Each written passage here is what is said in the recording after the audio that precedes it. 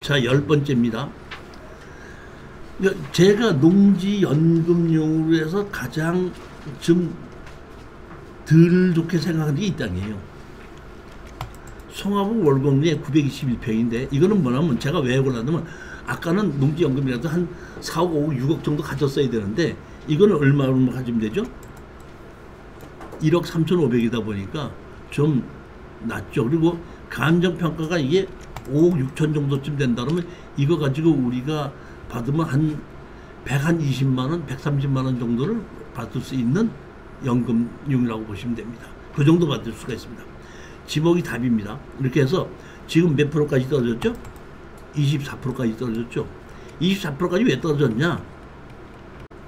여기에 땅이 있는데 여기 앞에 여기 보면 철탑이 있죠. 철탑에서 이렇게 지나가죠.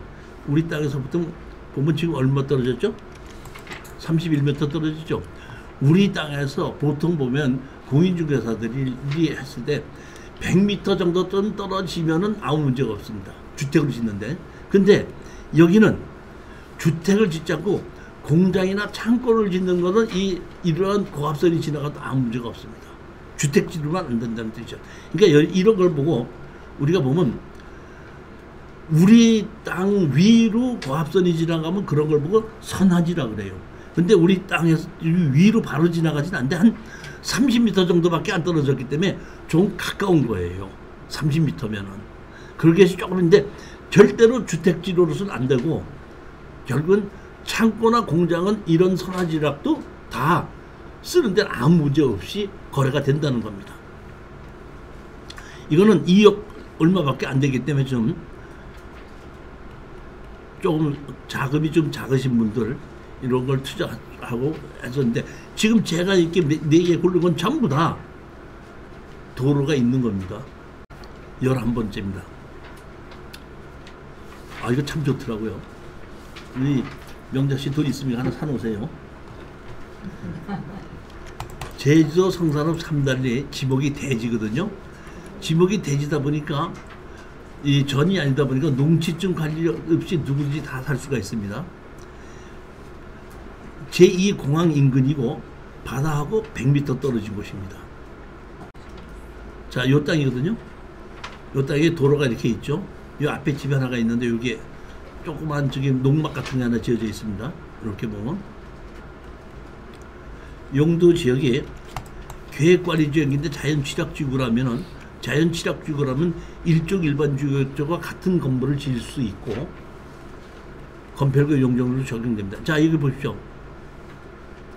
여기서부터 바다에서부터 여기까지가 약 100m 떨어진 겁니다. 100m 떨어지면 여기 있으면 여기가 앞에 나와서 산책이나 이렇게 한번 하고 가면 되는 그런 곳입니다. 여기 올레길도 여기로 지나가는 것이 있습니다. 여기 올레길이 여기로 지나가는 겁니다. 거기에 있는 요 땅인데 얼른 보면 앞에 어떤 집이 하나 있어서 좀 가리지 않냐고 생각하는데 절대 그거 생각하지 마십시오. 여기 앞에 집 하나 있고 여기 뭐야 농막 같은 게 하나 있죠. 여기서 한 100m만 가면 도는데 얘가 왜 좋다 그러냐면은 제2공항을 여기 지금 집 계획을 잡고 있죠. 그렇기 때문에 이거는 일반 매매로 살 수가 없어요. 토지거래 허가를 받아야지 돼요. 근데 경매로 사는 경우에는 토지거래 허가 안 받아도 됩니다. 그러니까 약점은 뭐냐면 내가 샀으면 바로 팔아야 되는데 나는 팔지 못해. 왜? 일반 매매로 팔려면 토지거래 허가를 받아야 되니까.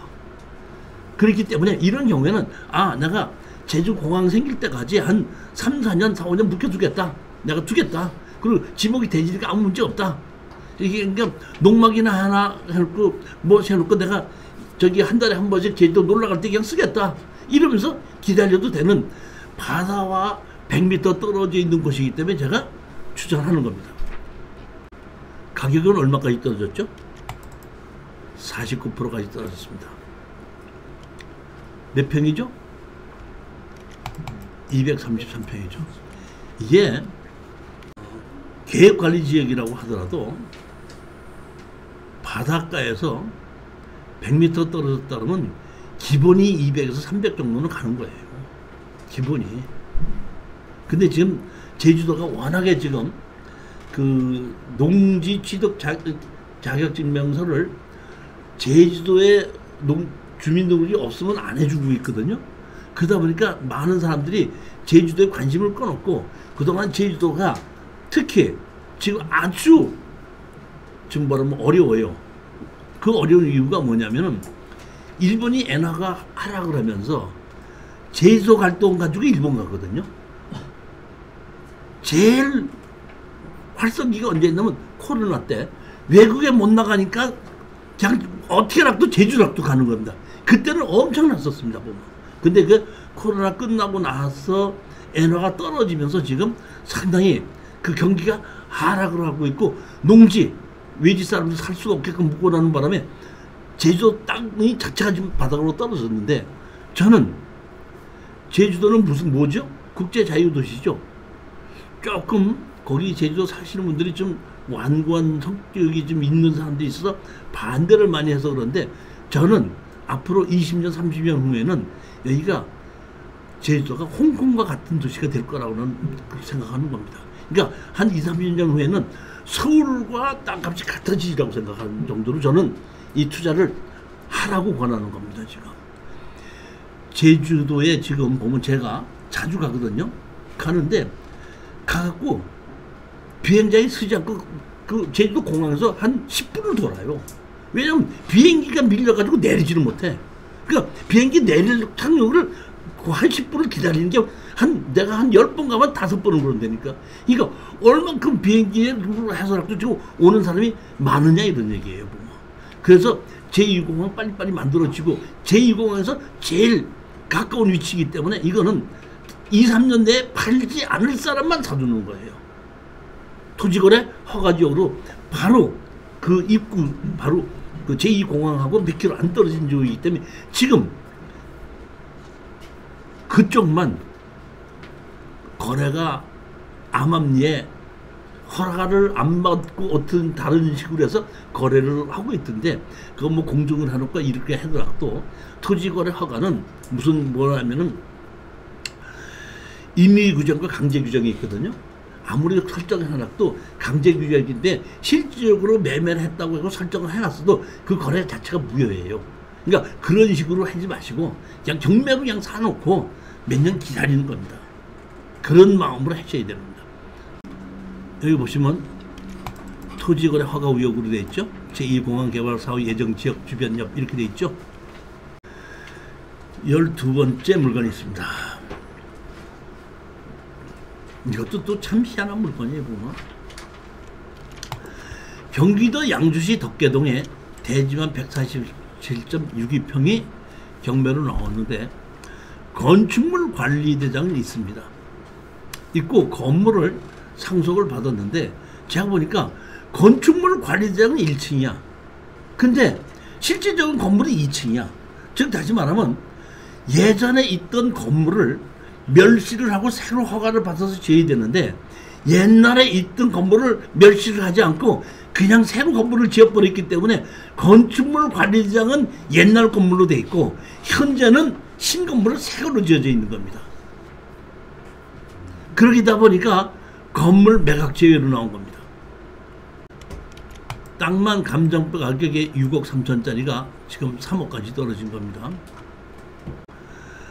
땅을 매매를 해서 상속을 받아서 강제로 상속을 시켜서 이 땅을 공유물 분할 경매로 집어넣는데 제가 보니까 매 첫번에 그 3분의 1씩을 가지고 샀더구만.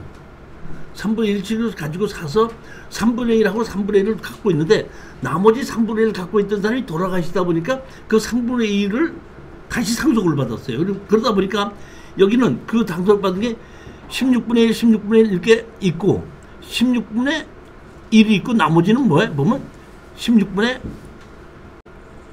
6, 18분의 6으로 이렇게 돼 있죠. 6이 두 개고 나머지 1, 1, 2, 1, 1이죠. 그러니까 이분은 다시 18분의 6을 다시 상속을 받으시는 분들이 그러다 보니까 그 상속받았던 그 누구라는 사람이 다 팔아서 나누자 해서 공유물 분할 경매로 나온 겁니다. 그런데 여기 보시게끔 되면 여기 이봉kin가 누구 있죠? 여기 이분이 있죠. 건축물 관리장은 여기 보면 누구로 돼 있죠?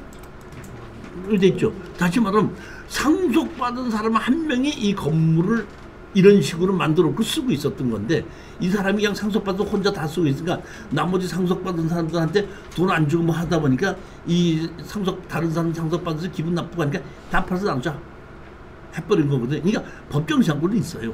제가 보기엔 있는 걸로 보는 겁니다. 법정지상권은 맨 처음부터 땅과 건물이 같이 있었는데, 거기에 건물을 새로 졌다고 하더라도 그 법정지상권을 인정을 하더라고요, 보면. 그러니까 우리로서는 이거는 땅을 낮게 최저가로 들어가서 낙찰을 받아서 건물을 지료를 내놓고 철거하라고 소송을 해봐서, 만약에 법정지상권이 인정이 된다 그러면 지료만 받는 건데, 대부분 봤을 때는 이 지료를 내면서 이 사람들이 이렇게 개인으로 월세 내면서 사시는 분들이 거의 드물어요. 그러니까 이것도 건물을 우리가 다시 넘겨받아서 제3자한테 팔게끔 되면은, 우리는 이럴 때 그냥 건물은 덤으로 주고 그 대신에 땅을 감정가대로 달라. 건물은 그냥 덤으로 주겠다. 이 건물을 내가 아무리 많이 줘봐요 500에서 1000만 원 이상 안 주는 겁니다. 만약에 이걸 낙찰 받아서 하신다면 저한테 얘기를 하시면 제가 소송을 해드리고 조정할 때 같이 가서 내가 어떻든지 해주라고 도와드릴 수가 있으니까 염려하지 마시고 이것도 한번 관심을 가져보시라는 겁니다. 집 자체가 상당히 좋죠. 여기 보면 건축물 관리장 보시면 뭘로 돼 있죠? 이자 보십시오. 여기 보면 1층으로 돼 있죠. 그리고 블럭 슬레이트로 돼 있죠. 그렇지 않습니까? 건축물 관리장이. 근데 이게 1층이에요? 그럼 이게 블럭 슬레이트예요? 그러니까 건축물 관리장이 있는 거하고 1층 건물하고 다른 겁니다. 건물 그리고 매각지입니다.